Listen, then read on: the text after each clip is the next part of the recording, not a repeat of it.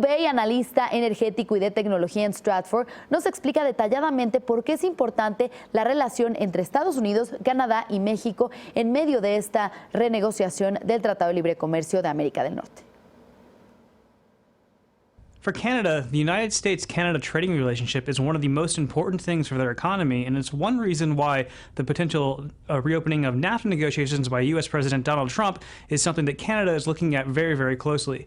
The United States and Canada trading relationship is worth roughly $500 to $600 billion, with most of that being a relatively balanced trading relationship. For example, Canada exports roughly $300 billion worth of goods to the United States and imports roughly $280 billion worth of goods. This trading relationship, while it is one that is a trading deficit for the United States, it's actually more balanced than you might initially think. The United States the United States actually exports more goods and non-energy things to Canada than they do import. The only reason that it's an actual trade deficit for the United States is because they import so much energy, mainly oil and gas, from Canada. This is actually something that the United States has historically looked at as a good thing because it's less sensitive region of the world than importing energy from somewhere else like the Middle East. With that being said, it is one of those relationships that Canada can never really diversify away from. So it is, because of its geography, its location, it doesn't have a lot of trading relationships from outside the United States. Roughly 80% of their trade goes with the United States, and diversifying just isn't a reality that Canada can accept. So when President Trump looks at renegotiating NAFTA, which obviously includes Canada, Mexico, along with the United States, this is something that Canada's a little bit uneasy with, because if it actually ends up that the trading deal breaks down because of the United States' the United States' animosity towards Mexico, it is something that could hurt Canada, even if the United States isn't directly putting a lot of the blame of the U.S. trade deficit on Canada themselves. So when you think about the way that Canada will be looking at negotiating in the new trade deal, they're not going to be really concerned about what happens to Mexico. They're going to be looking out for themselves. So the Mexico-Canada trading relationship is very, very small. It's roughly on the order of 30 to 50 billion, or 1/10 of what they trade with the United States.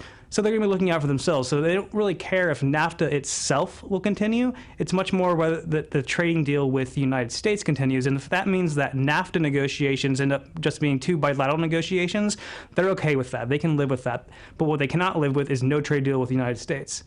Now, when we look at the different things that Canada might be trying to get out of a NAFTA renegotiation, it's going to be things like the soft lumber dispute. So this is a dispute that has been long-standing between the United States and Canada, where Canada exports soft lumber to the United States, and the United States thinks that they're doing it through subsidies, and they want to always slap on extra tariffs on that. That is one thing they will looking at in renegotiating, but they'll also look at things like the trade dispute mechanisms within NAFTA. So there are two primary ones. One of them is the investor-state settlement dispute, which allows for private companies investing in Canada to actually go outside the Canada legal system into an independent tribunal in order to actually bring about trade disputes. This is actually something that's been used to skirt Canadian regulations on things like environmentalism, especially in British Columbia, and it's something that Canada would be willing to renegotiate within any kind of a NAFTA or a bilateral framework with the United States.